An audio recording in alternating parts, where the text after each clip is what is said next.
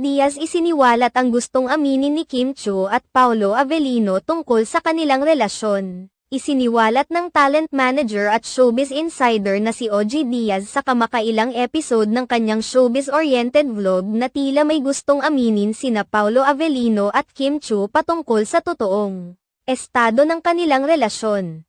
Tila hindi na napigilan ni OG Diaz na magsiwalat ng impormasyon patungkol sa kasalukuyang estado ng relasyon ni Kim Chiu at Paolo Avellino na gusto umanong aminin sa kanya ng dalawa.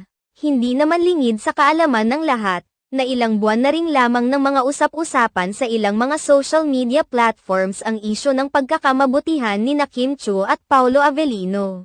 Samantala, sa kamakailang episode ng OG Diaz Showbiz Update, kabilang sa kanilang mga napag-usapan ang totoong relasyon ni Paolo Avellino at Kim Chiu. Marami na rin kasi ang nakapansin sa body language ngayon